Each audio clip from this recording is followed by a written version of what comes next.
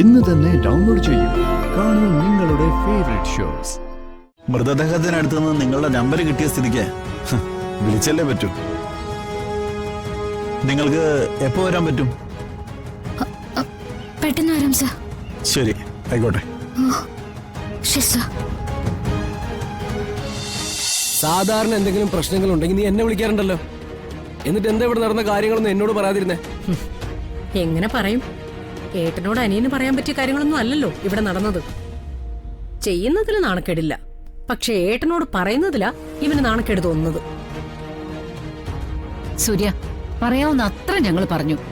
പറയും തോറും ബഹളം കൂടുന്നല്ലാതെ ഒരു പ്രയോജനവും ഇല്ല.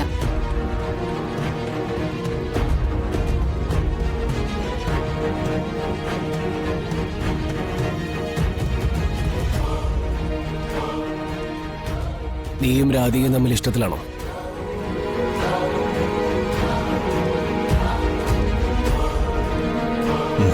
അതെ.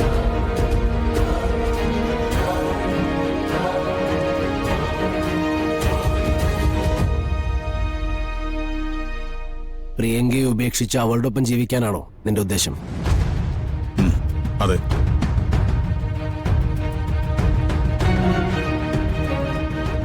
വിവാഹപ്പന്തലിൽ രാധികയാണ് നീ താലി കെട്ടി എന്നുള്ള സത്യമാണോ?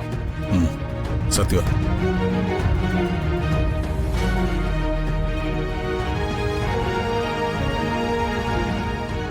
ഈ കാര്യം ഞാൻ അറിഞ്ഞത് വളരെ വൈകിയാണ്.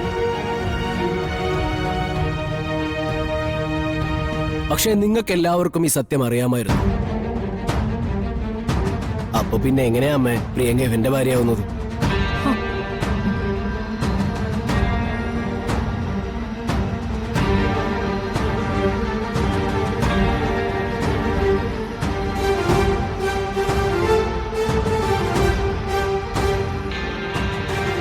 ഇവന്റെ തീരുമാനമാണ് ശരി. ആ തീരുമാനത്തിന്റെ കൂടെ നിൽക്കാനാണ് എനിക്കും ഇഷ്ടം.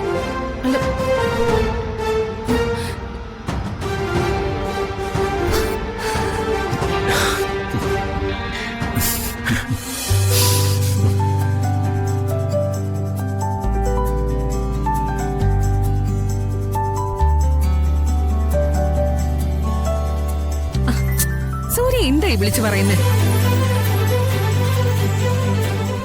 എന്തായാലും കേമായിട്ടുണ്ട്.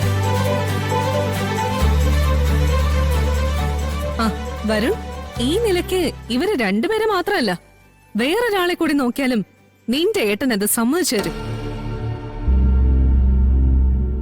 ഞാൻ അത്രയ്ക്ക് അതപ്പതിച്ചിട്ടില്ലെന്ന് ഏട്ടന് നന്നായിട്ട് അറിയാട്ടെത്തി. മനസ്സില് അത്തരം ചിന്തകളുള്ളവരെ തിരിച്ചറിയാനായിട്ട് ഏട്ടൻ പഠിപ്പിച്ചിട്ടുമില്ല.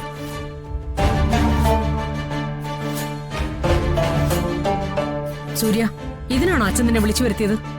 അല്ല, അച്ഛൻ എന്നെ വിളിച്ചു വരുത്തിയത് ഇവിടുത്തെ സാഹചര്യങ്ങളൊക്കെ നോക്കിയായിരിക്കും. പക്ഷെ അച്ഛനെ പറഞ്ഞ് മനസ്സിലാക്കാനും എനിക്കറിയാം. എടാ മണ്ട, ഇത് കുറച്ച് മുൻപെങ്കിലും നിനക്ക് എന്നോട് പറയായിരുന്നു. നീ തെറ്റൊന്നും ചെയ്യില്ല എന്ന് ഏറ്റവും ഉറപ്പുള്ള ഒരാളാ ഞാൻ. ഞാൻ നിന്റെ കൂടെ നിൽക്കില്ലടാ.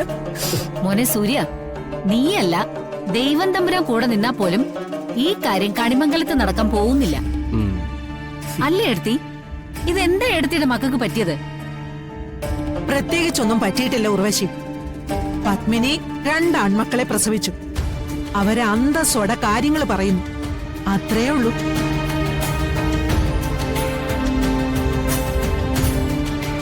അല്ലാതെ നിന്റെ മോനെ പോലെ ഒരു ഗുണവും ഇല്ലാത്തവനായിട്ട് പത്മിനിയുടെ മക്കള് മാറിയിട്ടില്ല.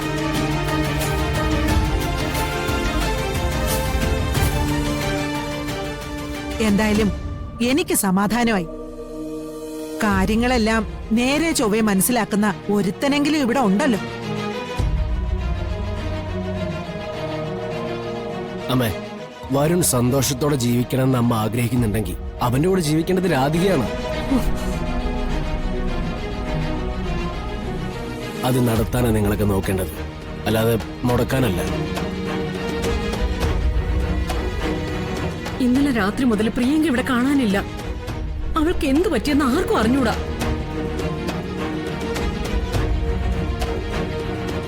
അവളെ ആരെങ്കിലും എന്തെങ്കിലും ചെയ്തതാണോ എന്ന് പോലും അറിഞ്ഞൂടാ. അവക്കൊന്നും പറ്റിയിട്ടുണ്ടാവില്ല.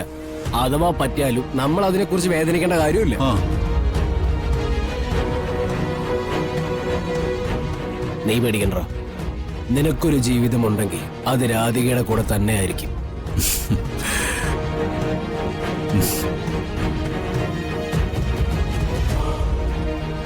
ഇത് നിന്റെ ഏട്ടൻ പറയുന്ന വാക്കാ.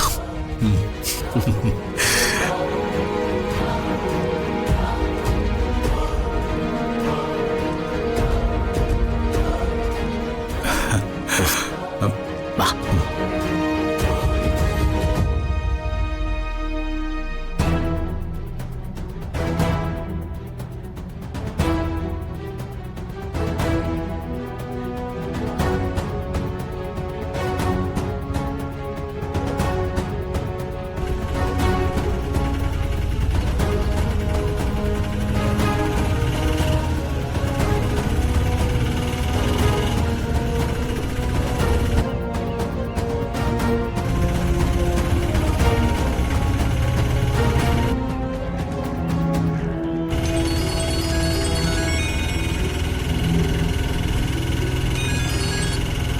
ഹലോ, നിങ്ങളുടെ പേര് രാധിക എന്നാണോ?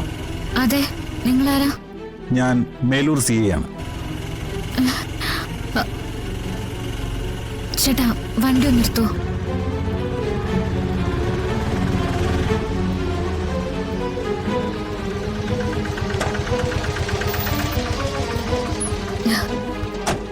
എന്താ സർ? ഇന്ന് രാവിലെ സംശയാസ്പദമായ സാഹചര്യത്തിൽ ഒരു പെൺകുട്ടിയുടെ കത്തിക്കരിഞ്ഞ മൃതദേഹം കണ്ടെത്തിയിട്ടുണ്ട്. അതിനടുത്ത് നിന്ന് ഒരു ബാഗും കണ്ടുകിട്ടിയിട്ടുണ്ട്. ആ ബാഗിൽ നിന്നാ നിങ്ങളുടെ നമ്പർ ഞങ്ങൾക്ക് കിട്ടിയത്. അതുകൊണ്ടാണ് വിളിച്ചത്. നിങ്ങളുടെ ബന്ധുക്കൾ ആരെങ്കിലും മിസ്സിംഗ് ആണോ? ഇല്ല സർ. 2 പേരുകളാണ് ആ ഡയറിയിൽ ഉണ്ടായിരുന്നത്. ഒന്ന് നിങ്ങളുടേത്, ഒന്ന് വരുൺ എന്ന ആളുടേത്. വരുൺ? ഈ വരുൺ എന്ന് പറയുന്ന ആളെ നിങ്ങൾക്കറിയാമോ? ആ, അറിയാം സർ. അതാരാ? അത് എന്റെ അനിയത്തിയുടെ ഭർത്താവാ സർ. എന്തായാലും നിങ്ങളൊരു കാര്യം ചെയ്യേ, ഈ പറയുന്ന വരുണിനെയും കൂട്ടി നിങ്ങൾ താലൂക്ക് ഹോസ്പിറ്റലിലേക്ക് ഒന്ന് വരൂ. ഒരുപക്ഷെ ബോഡി ആരുടേതാണെന്ന് നിങ്ങൾ 2 പേരിൽ ഒരാൾക്ക് തിരിച്ചറിയാൻ പറ്റും. ശരി സർ. ഞങ്ങളെ സംബന്ധിച്ചിടത്തോളം തെളിവുകളാണ് പ്രധാനം. മൃതദേഹത്തിനടുത്ത് നിന്ന് നിങ്ങളുടെ നമ്പർ കിട്ടിയ സ്ഥിതിക്ക് വിളിച്ചല്ലേ പറ്റൂ. നിങ്ങൾക്ക് എപ്പോ വരാൻ പറ്റും? പെട്ടെന്ന് വരാം സർ. ശരി, ആയിക്കോട്ടെ. ശരി സർ.